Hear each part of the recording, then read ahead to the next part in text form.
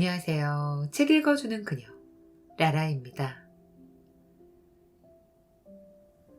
제가 오늘 소개해드릴 책은 50부터는 알아서 척척, 건강해지는 착한 몸은 없다입니다.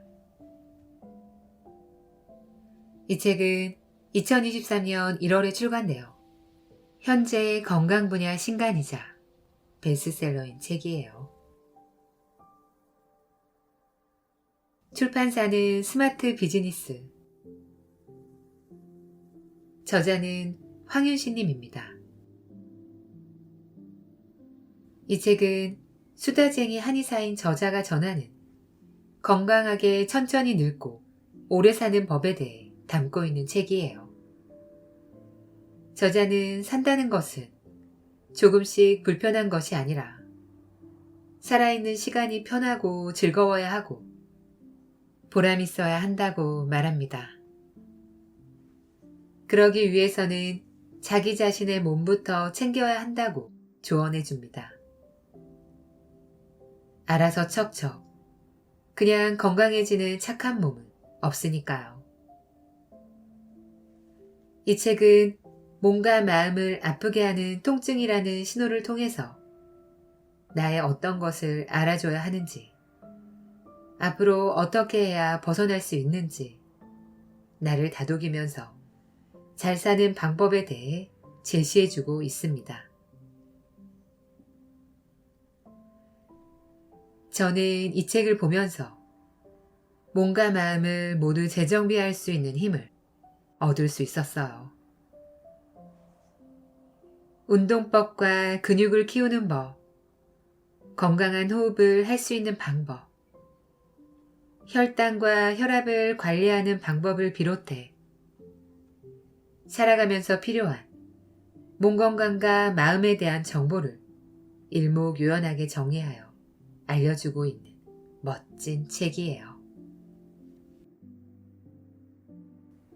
마음과 몸의 아픔으로 힘든 시간을 보내고 있는 분들께 큰 도움이 되는 책이라고 생각합니다. 그럼 저와 함께 당신의 건강 수명을 늘리기 위해서 책 속으로 들어가 보실게요.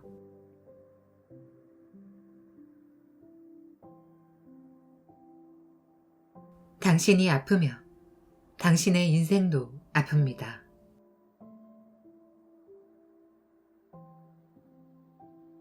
어디가 좀 불편해도 산다는 것은 조금씩 불편한 것이라고 생각하는데 우리는 이골이 났을까? 물론 그런 것에 이골이 나는 것은 좋은 일이 아닌데도 그렇다. 이제는 좀 엄살도 부려야 한다. 골치만 띵해도 병원에 가고 배가 더부룩하기만 해도 의사에게 진찰을 받아야 맞다. 병원에 가면 검사를 할 것이다. 왜 골치가 아픈가? 왜 속이 더부룩할까? 그 원인을 따져서 적절하게 진단을 내릴 것이다. 모든 병은 골치가 띵하는 일로부터 시작이 되고 속이 더부룩한 데서부터 점점 커진다. 그러나 버릇이 되어서 참는다. 참고 또 참는다. 참지 않으면 자발스럽고 방정맞다고 생각하는 것에 버릇이 들어있다. 이제 그러지 말자. 산다는 것은 조금씩 불편한 것이 절대 아니다. 살아있는 시간이 편하고 즐거워야 하고 보람 있어야 한다. 골치가 띵한가? 속이 더부룩한가? 이제 몸부터 챙기자. 알아서 척척, 그냥 건강해지는 착한 몸은 없다. 건강하게 천천히 늙고 오래 살기 위해서는 육신이 편해야 한다.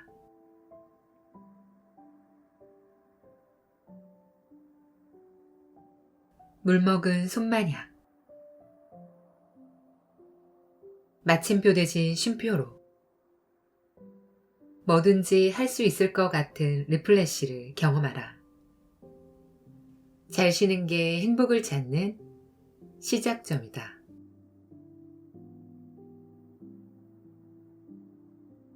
온몸이 나른한 아침이 있습니다.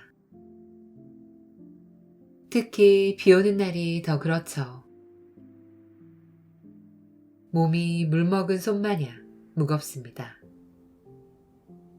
몸은 날씨를 탑니다. 금방 비가 쏟아질 듯 찌뿌둥한 날에는 몸이 천근만근이라 아무것도 하고 싶지 않지요. 그래도 우리는 몸을 움직이면서 무언가를 시작합니다. 무릎이 아파 내원한 환자분이 있었습니다. 무릎이 아파 걷는 게 불편하다는 환자분에게 평소처럼 침치료와 함께 생활 티칭도 해드렸습니다. 많이 걷지 않기, 계단 오르내리지 않기, 바닥에 앉지 않기 등을 권해드렸지요. 그러자 환자분의 한탄이 이어졌습니다. 온종일 피곤하기만 하고 자꾸 살만 쪄 몸이 무거워진다고 말이지요. 그리고 마지막엔 뭐라도 해야겠다고 다짐합니다. 저는 한국 사람이 가장 어려워하는 일이 가만히 있기라고 생각합니다. 아무것도 하지 않으면 안절부절 못하지요. 뭐라도 하지 않으면 안 될 것 같은 강박감에 시달리지요.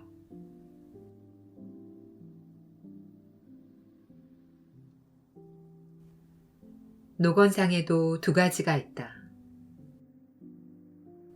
힘을 많이 써서 상한 것은 순전히 기만 상하고, 마음을 많이 써서 상한 것은 혈까지 함께 상한다.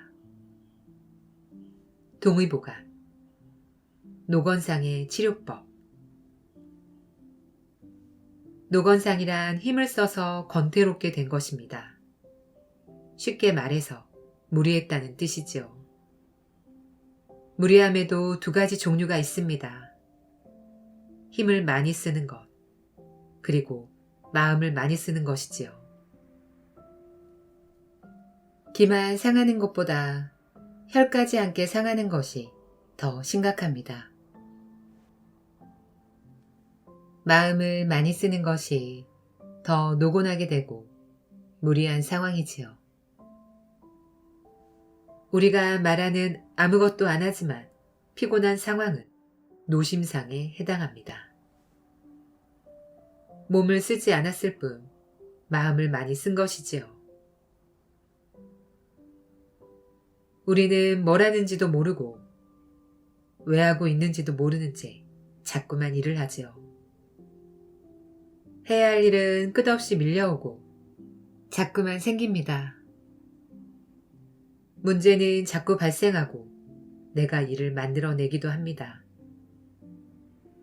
무언가를 해야 한다는 생각이 머리를 떠나지 않거든요. 자꾸만 피곤한 상황으로 자신을 몰아갑니다. 우리가 이렇게 열심히 일을 찾고 노력하는 이유는 행복하게 살기 위해서입니다. 플라톤은 행복하게 살기 위한 조건 5가지를 말했습니다. 1. 먹고 살기에 조금 부족한 듯한 재산. 2. 모든 사람이 칭찬하기에 약간 부족한 듯한 외모. 3. 자신이 생각한 것의 절반밖에 인정받지 못하는 명예. 4. 남과 겨뤄 한 사람은 이기고 두 사람에게는 지는 체력.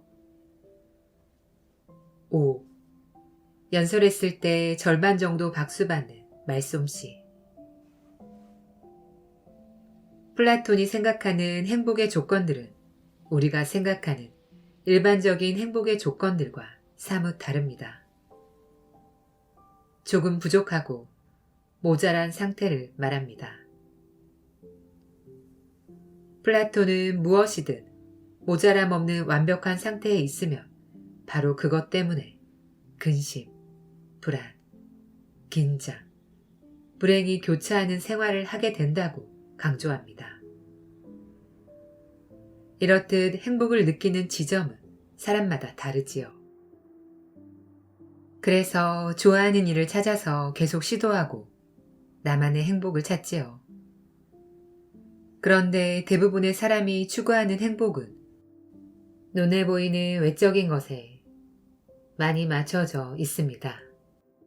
번듯한 직장, 명문대라는 학벌, 뷰가 좋은 아파트 등 남보기 좋은 기준을 맞추고자 합니다. 그러나 이 기준으로만 살다 보면 나는 행복에서 더 멀어집니다. 항상 자신보다 남을 의식하고 살고 남의 시선을 위해 사는 인생은 불행하지요. 남을 의식할수록 나는 의식을 잃습니다. 자신의 삶에 만족하며 살아가는 사람들은 대부분 남보다 자신을 깊게 의식하고 사는 사람입니다. 지금 행복하지 않고 잘못된 방향으로 가고 있다는 생각이 들면 우선 멈추세요. 세상에 나보다 더 중요한 건 없으니까요. 마침표를 찍고 싶지 않다면 쉼표를 찍어야 합니다. 인생에 쉼표를 찍으세요. 방향을 다시 잡아야 할 시간입니다. 내비게이션이 경로를 재탐색하듯이 말이지요. 휴식의 쓸모에 대해서는 다들 알고 있습니다. 그래서 주말에 아무것도 안 하고 집에 있기 모드에 들어가죠. 핸드폰 보기, TV 보기, 누워있기 등이지요. 그런데 가끔 이상하지 않던가요? 푹 쉰다고 아무것도 하지 않았는데도 피곤하니까요. 그럼 쉰 게 아닐지도 모른다고 생각해야 합니다. 저도 집에서 쉬었어요 라고 말하지만 집에서 집안 정리하고 청소하고 빨래하고 장도 봐둡니다. 누워서 핸드폰으로 이것저것 쇼핑하고 다른 사람들이 올린 글들도 봅니다. TV도 이것저것 돌려보고 재밌는 거를 찾습니다. 갑자기 생각난 친구에게 연락하고 이런저런 약속을 잡습니다. 그리고 밖에 한 번도 안 나갔다며 잠시 산책을 다녀옵니다. 이렇게 긴 하루를 보내놓고도 아무것도 안 했어요 라고 말합니다. 왜냐면 진짜 뭘 해야겠다고 생각해서 하지는 않았거든요. 그냥 보이는 것들을 하고 집에 있었으니까요. 그런데 이런 일들도 에너지를 사용합니다. 핸드폰으로 유익한 일을 하지 않아도 배터리를 쓰고 있는 거잖아요. 그렇습니다. 진짜 쉰다는 것은 내 의지로 쉼을 만드는 겁니다. 쉼을 만든다니 어렵기만 합니다. 이제껏 쉬었는데 쉰 게 아니라니 무슨 말인지도 모르겠습니다. 우선 잘 쉰다는 것은 채워지는 느낌이 들어야 합니다. 잘 쉬면 머리가 시원해지고 맑아지는 느낌입니다. 뭐든지 할 수 있을 것 같다는 자신감이 들지요. 나를 리프레시 하는 거죠. 활력이 돌죠. 그런 쉼의 첫 단계는 항상 멈춤과 느낌입니다. 우선 나를 지금 여기에 잘 두는 거겠지요. 그리고 잘 느끼는 겁니다. 이 순간에 온전히 나를 느끼는 거죠. 가장 기본적인 숨부터 보세요. 들숨과 날숨을 쉬는 나를 보는 거죠. 코끝을 스치는 공기의 흐름을 느껴보고 코 안과 목을 지나서 가슴이 부풀어 오르는 것을 느낍니다. 숨이 들어가서 나를 채우고 차면 다시 가슴에서 목을 지나서 코로 나오는 것도 느낍니다. 의식적으로 숨을 쉽니다. 그렇게 숨을 유지하는 거죠. 한 번, 두 번 계속 이어지는 나를 느낍니다. 그 다음 움직임도 느껴봅니다. 이번에는 걷기로 해볼게요. 발이 땅에 닿습니다. 뒤꿈치 바깥쪽부터 다 발바닥 중앙으로 착지합니다.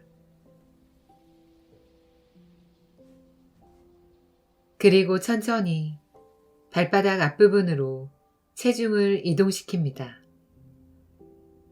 그리고 발가락 5개를 천천히 느껴보는 겁니다. 마지막에 엄지발가락이 땅에서 떨어지겠지요. 그리고 반대편 발도 뒤꿈치부터 땅을 딛습니다. 발이 땅에 닿고 떨어지기를 반복합니다. 마치 타원형의 날계란이 옆으로 땅바닥에 굴러가는 듯한 모양이라 생각하면 쉽습니다. 한번 느껴보세요. 느껴보고 온전히 그 상황에 있는 나를 보는 게 우리에게 가장 중요한 일입니다. 그리고 그게 온전한 쉼으로 가는 방법 중 하나죠. 저는 쉼이란 생각대로가 아니라 내 마음대로 사는 것이라고 생각합니다. 내가 되고 싶은 모습이 아니라 내가 있는 그대로를 알아주는 거요. 오늘 내 삶의 쉼표 하나를 찍으세요. 당신만의 행복을 찾는 시작점이 되어줄 겁니다.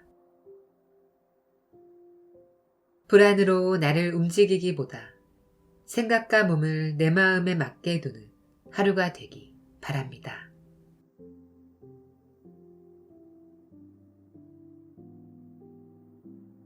나를 살리는 건강호흡.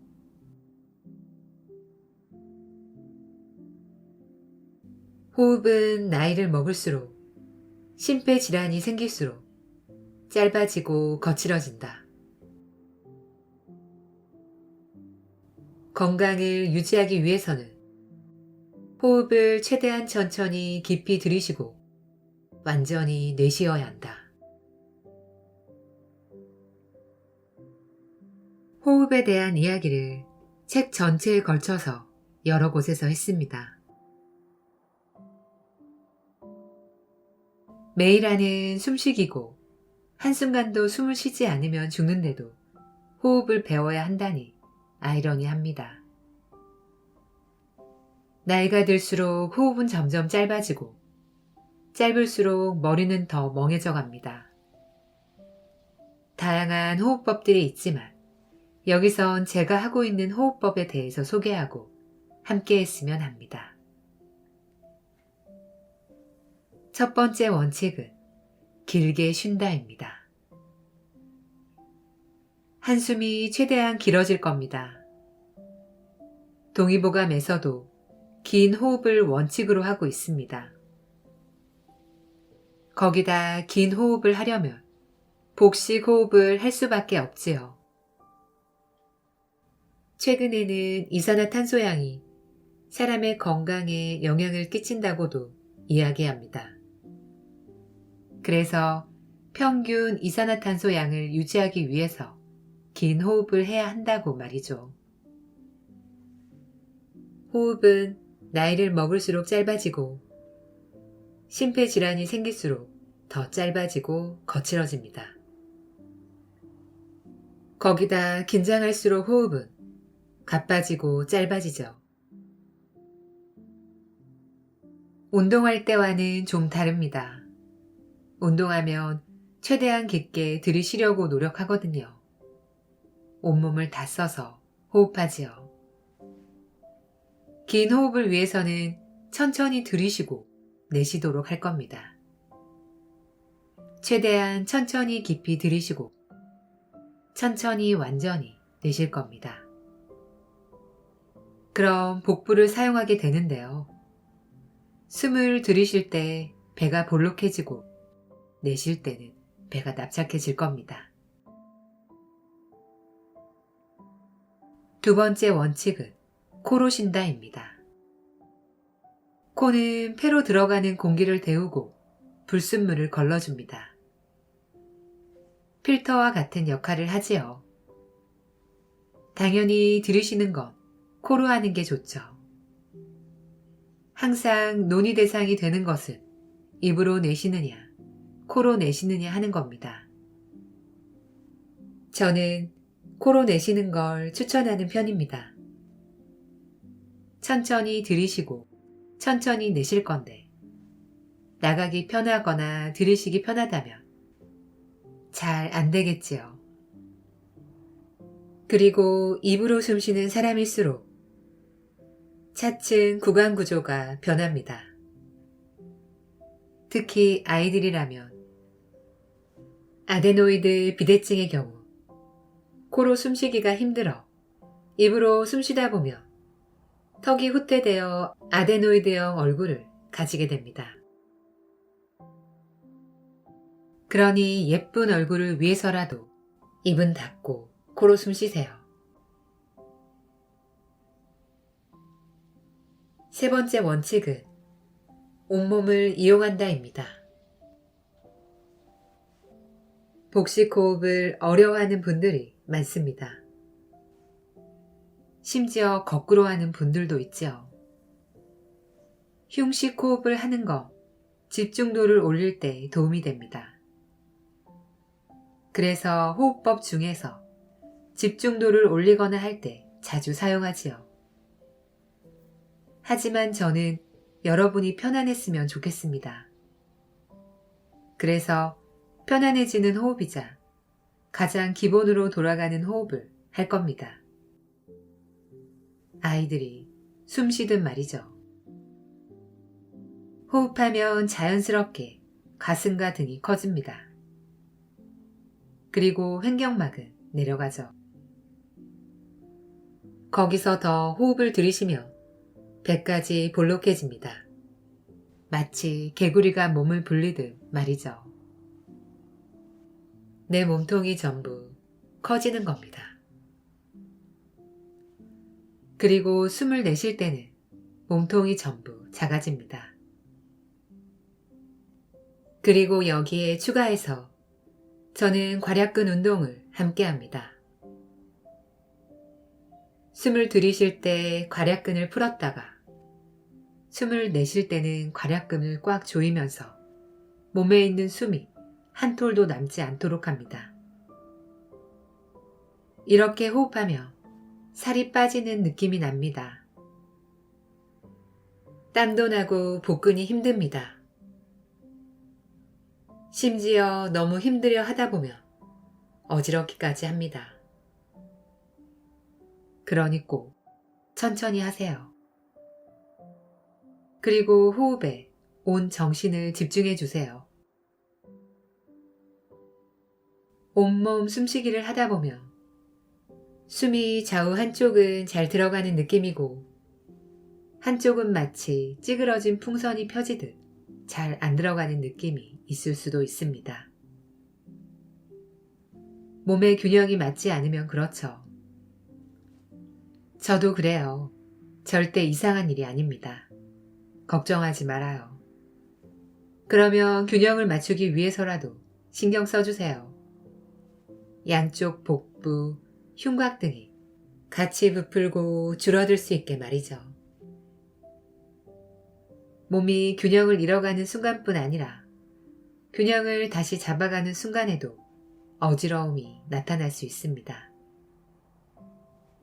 명현 현상이라고 하지요.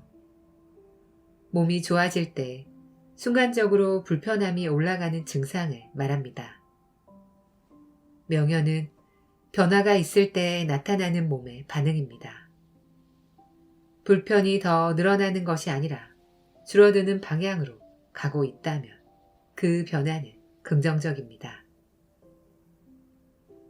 시도해보고 나에게 맞는 방법을 하나씩 찾아보세요. 우선은 길게 숨쉬기를 먼저 하고 괜찮으면 그 다음에는 코로만 숨쉬기를 같이 하세요. 그리고 더 잘할 수 있겠다 생각이 들면 온몸을 이용한 숨쉬기까지 하는 겁니다. 그렇게 하나씩 늘어나다 보면 자연스럽게 건강한 숨쉬기 방법을 알게 될 겁니다. 그리고 숨만 잘 쉬어도 내 삶이 더 가벼워진다는 걸 느낄 거예요. 오늘도 숨 잘 쉬는 하루 보내세요.